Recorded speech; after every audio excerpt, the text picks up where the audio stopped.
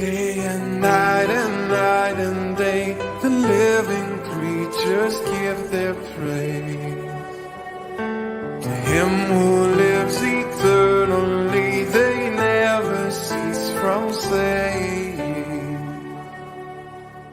Holy, holy is Yahweh Almighty, worthy, worthy to receive all glory. Shalom and greetings. I am Leigh. I'm James. And we are Between the River and the Ravens. We sure have enjoyed reading through the books of Maccabees, and tonight we are starting the third book of Maccabees. We do read from the Cepher, which you can get at cepher.net. However, normally we pull up on the screen the King James Version. However, the book 3 is not in there. So what you will see up on the screen will be the Brenton version, which is also under eSword. These have just been a blessing to us, and I pray that they strengthen your spiritual armor and that it fires up your ruach to realize that we have the strength of yahuah when we ask and pray for him to join us when we're in battle. And he is our Father, and he is our spiritual defender. So that's what I take away from these books, is seeing Yehuda Maccabee and seeing the Maccabees fight for the ability to be obedient. And if they're willing to put their lives on the line for that, then it should be nothing for us to do the same now. And even if that just means standing up for yourself, for your right to be obedient. So we pray these are a blessing. We only have 2 books left. Tonight, the third book of Maccabees is only 7 chapters. So we're going to be reading the first 4. And here we go.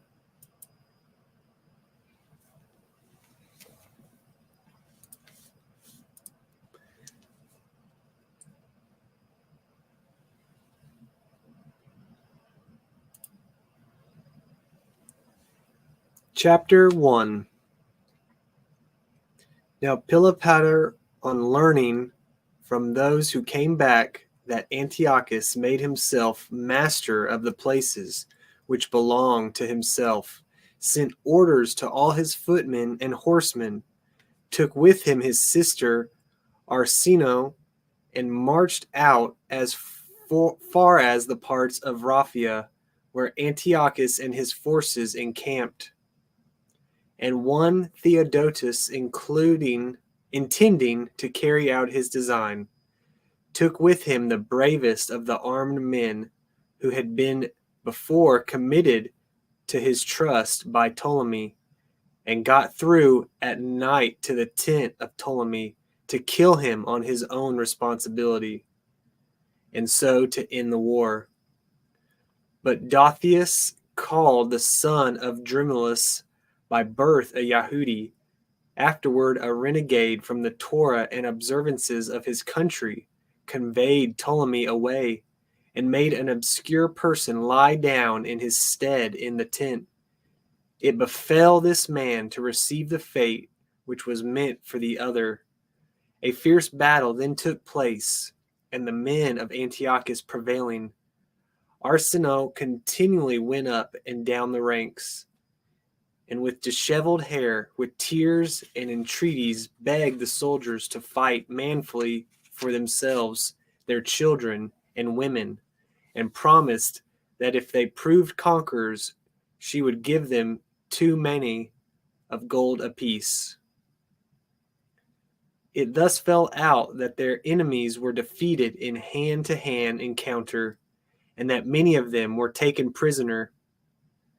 Having vanquished this attempt, the king then decided to proceed to the neighboring cities and encourage them. By doing this, and by making donations to their temples, he inspired his subjects with confidence.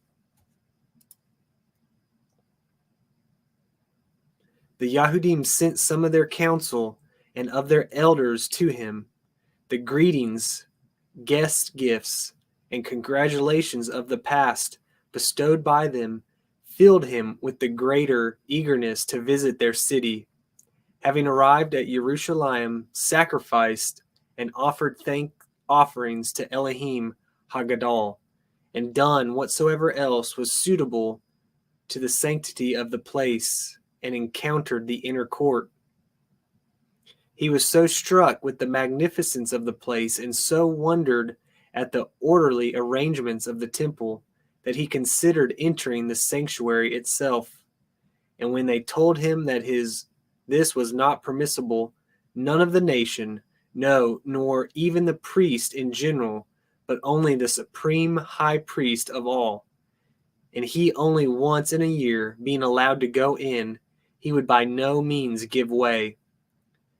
Then they read the Torah to him, but he persisted in obtruding himself, exclaiming that he ought to be allowed, and saying, be it that they were deprived of this honor, I ought not to be. And he put the question, why? When he answered all the temples, none of the priests who were present forbade him. He was thoroughly answered by someone that he did wrong to boast of this. Well, since I have done this, said he, be the cause what it may, shall I not enter with or without your consent? And when the priests fell down in their sacred vestments, imploring Elohim Hagadol to come and help in time of need, and to avert the violence of the fierce aggressor, and when they filled the temple with lamentations and tears. Then those who had been left behind in the city were scared, and rushed forth uncertain of the event. Virgins who had been shut up within their chambers came out with their mothers, scattered dust and ashes on their heads, and filling the streets with outcries.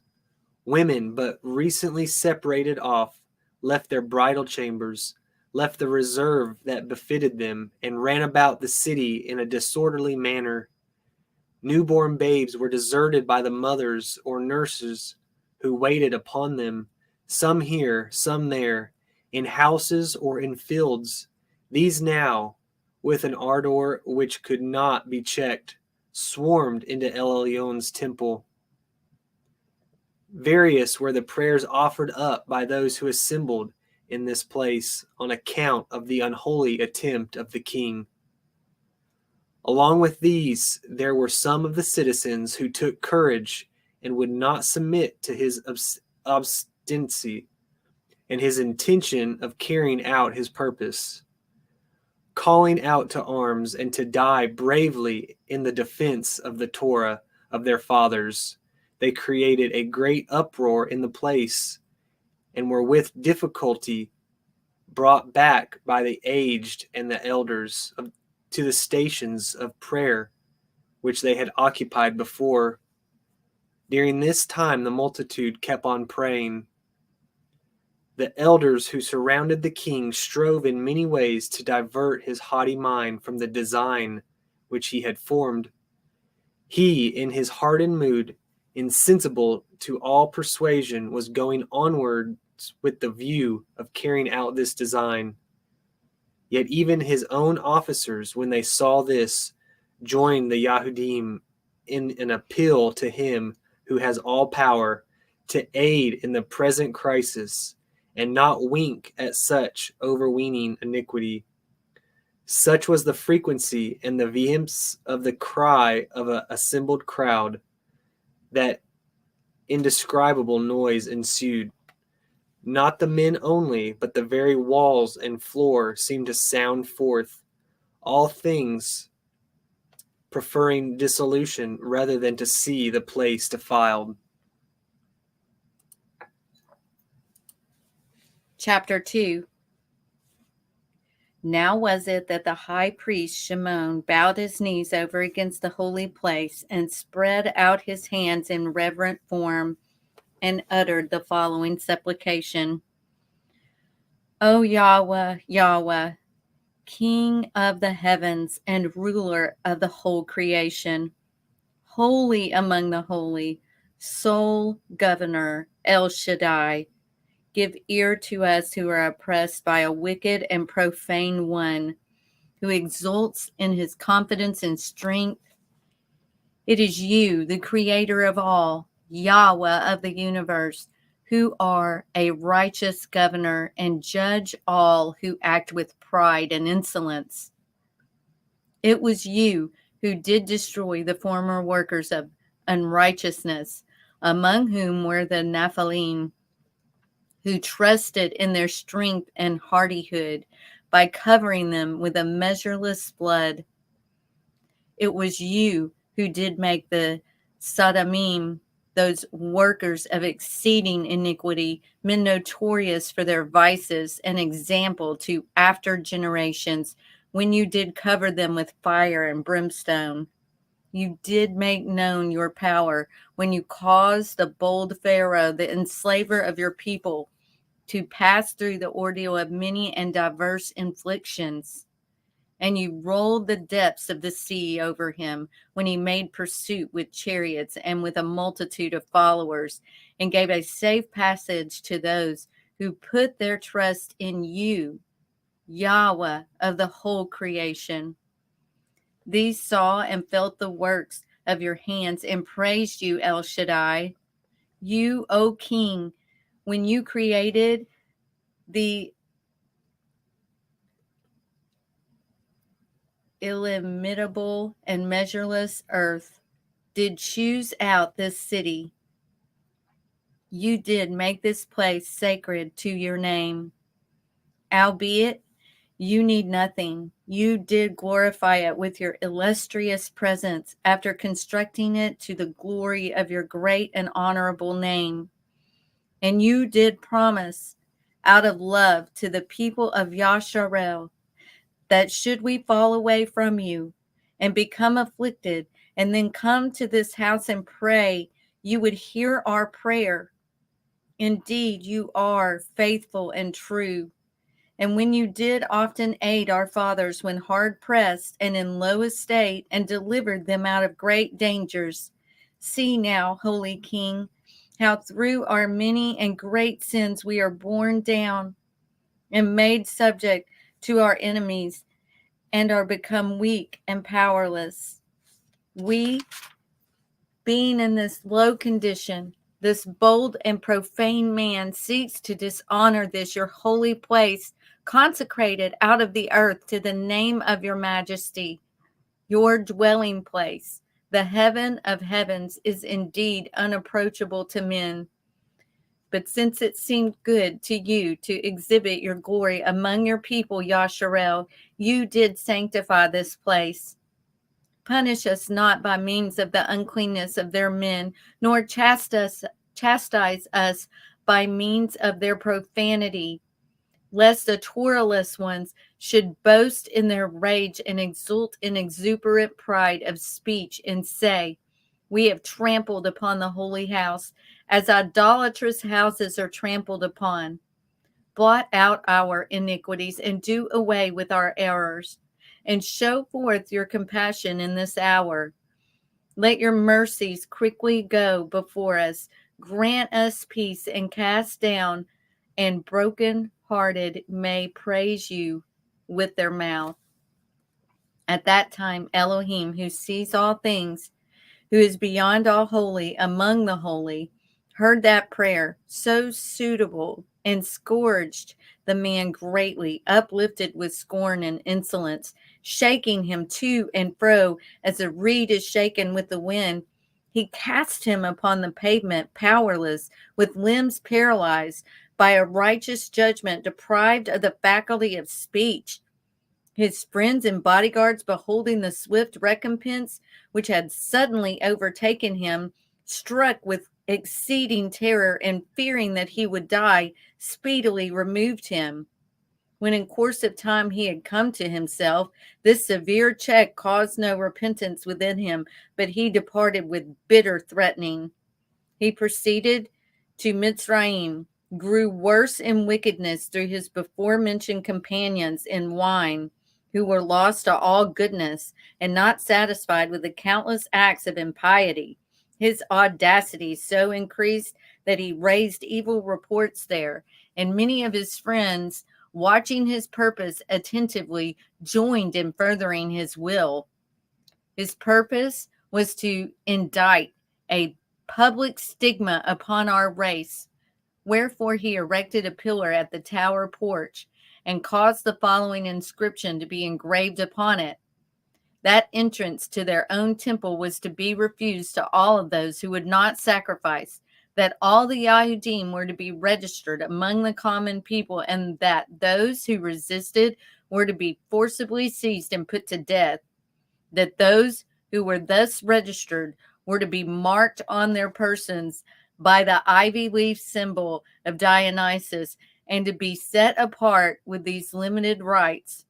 To do away with the appearance of hating them all, he had it written underneath that if any of them should elect to enter the community of those initiated in the rites, these should have equal rights with the Alexandrians.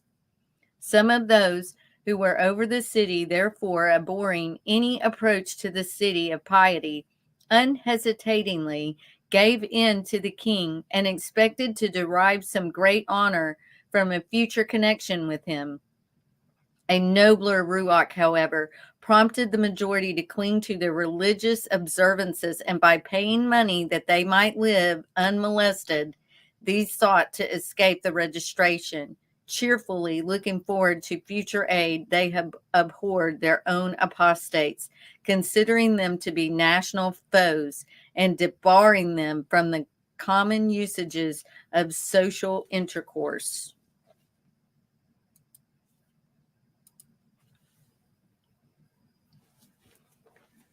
Chapter 3. On discovering this, so incensed was the wicked king that he no longer confined his rage to the Yahudim in Alexandria, laying his hand more heavily upon those who lived in the country. He gave orders that they should be quickly collected into one place, and most cruelly deprived of their lives. While this was going on, an invidious rumor was uttered abroad by men who had banded together to injure the Yahudic race. To purport of their charge was that the Yahudim kept them away from the ordinances of the Torah. Now while the Yahudim also maintained a feeling of unswerving loyalty towards the king, yet as they worshipped Elohim and observed his Torah, they made certain distinctions and avoided certain things. Hence, some persons held them in odium, although as they adorned their conversations with works of righteousness, they had established themselves in the good opinion of the world. What all the rest of mankind said was, however, made of no account by the foreigners, who said much of the exclusiveness of the Yahudim with regard to their worship and meats. They alleged that they were men unsociable, hostile to the king's interest, refusing to associate with him or his troops. By this way of speaking, they brought much odium upon them. Nor was this unexpected uproar and sudden conflux of people observed by the Yavaim who lived in the city, concerning men who had never harmed them. Yet to aid them was not in their power, since all was oppression around. But they encouraged them in their troubles and expected a favorable turn of affairs. He who knows all things will not, said they, disregard so great a people. Some of the neighbors, friends, and fellow dealers of the Yahudim even called them secretly to an interview, pledged them their assistance, and promised to do their very utmost for them. Now the king, elated with his prosperous fortune, and not regarding the superior power of Elohim, but thinking to persevere in his present purpose, wrote the following Cepher to the prejudice of the Yahudim. King Ptolemy, Pilopator, to the commanders and soldiers in Mitzrayim, and in all places, health and happiness. I am right well, and so, too, are my affairs. Since our Asiatic campaign, the particulars of which ye know, and which by the aid of the Elohim not lightly given, and by our own vigor has been brought to the successful issue according to our expectation. We resolved, not with strength of spear, but with gentleness and compassion, as it were to nurse the inhabitants of Coel Aram and Phoenicia, and to be their willing benefactors. So having bestowed considerable sums of money upon the temples of the several cities, we proceeded even as far as Jerusalem, and went up to honor the temple of these wretched beings who never cease from their folly. To outward appearance they received us willingly, but belied that appeared by their deeds. When we were eager to enter their temple and to honor it with the most beautiful and exquisite gifts, they were so carried away by their old arrogance as to forbid us the entrance, while we, out of our forbearance toward all men, refrained from exercising our power upon them, and thus exhibiting their enmity against us, they alone among the nations lift up their heads against kings and benefactors, as men unwilling to submit to anything reasonable.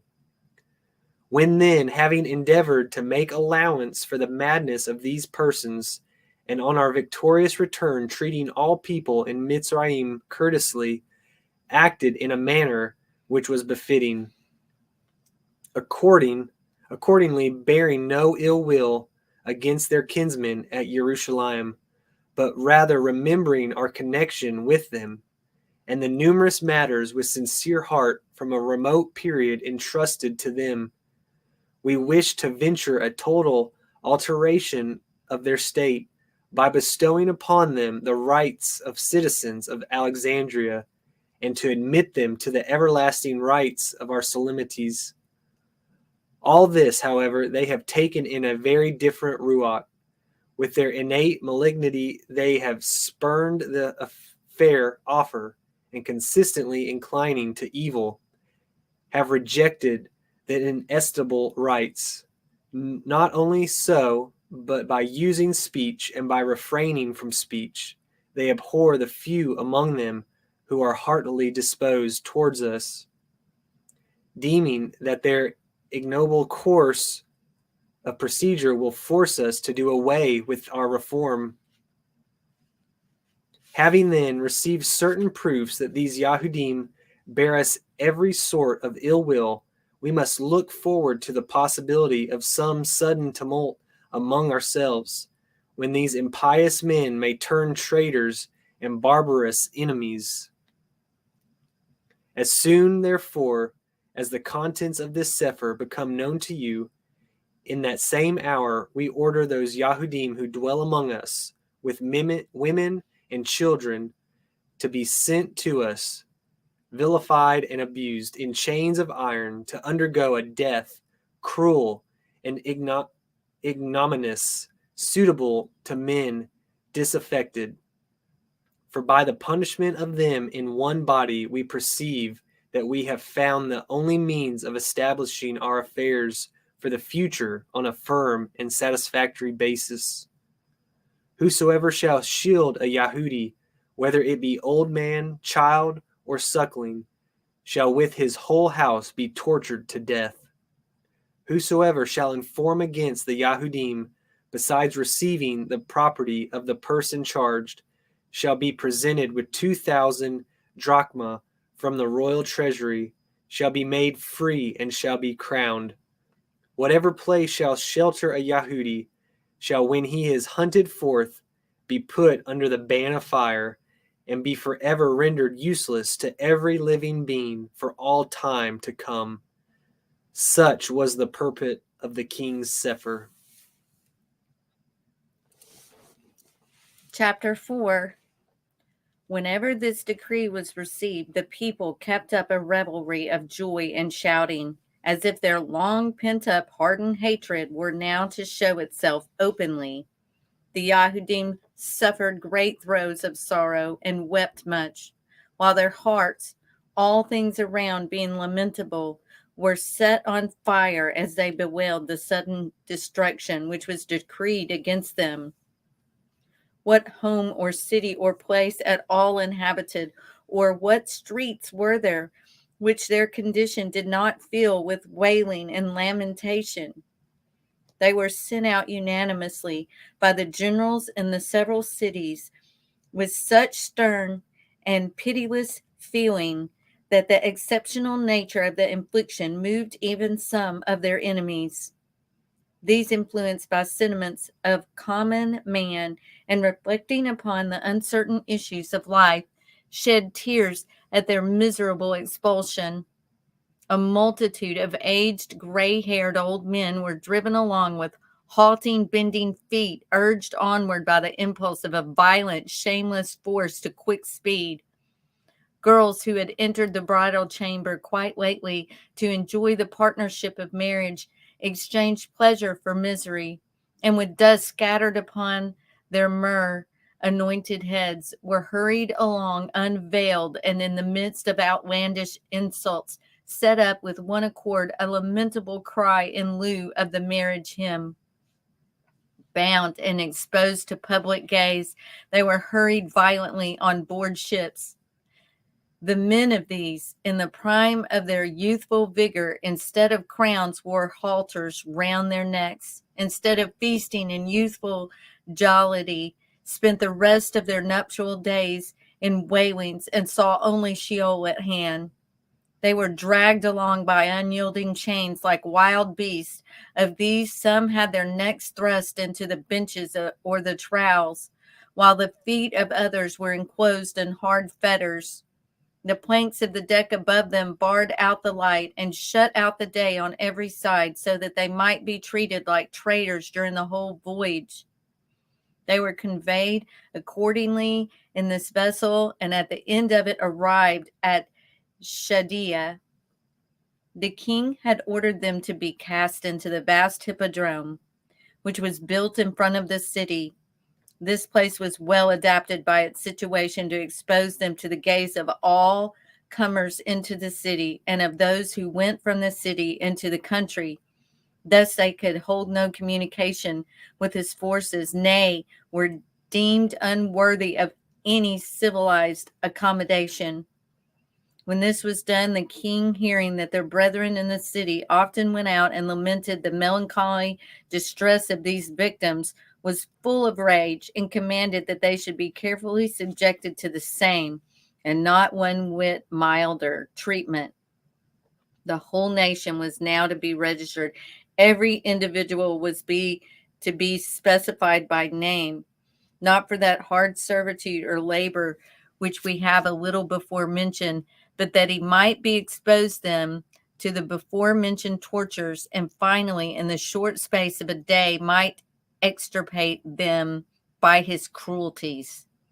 The registering of these men was carried on cruelly, zealously, assiduously, from the rising of the sun to its going down, and was not brought to an end in 40 days. The king was filled with great and constant joy and celebrated banquets before the temple idols. His erring heart, far from the truth, and his profane mouth gave glory to idols, deaf and incapable of speaking or aiding, and uttered unworthy speech against Elohim Hagadol. At the end of the above-mentioned interval of time, the registrars brought word to the king that the multitude of the Yahudim was too great for registration, inasmuch as there were many still left in the land, of whom some were in inhabited houses and others were scattered about in various places, so that all the commanders in Mitzrayim were insufficient for the work. The king threatened them and charged them with taking bribes in order to contrive the escape of the Yahudim, but was clearly convinced of the truth of what had been said. They said and proved that paper and pens had failed them for the carrying out of this purpose, of their purpose. Now this was an active interference of the unconquerable providence which assisted the Yahudim from heaven.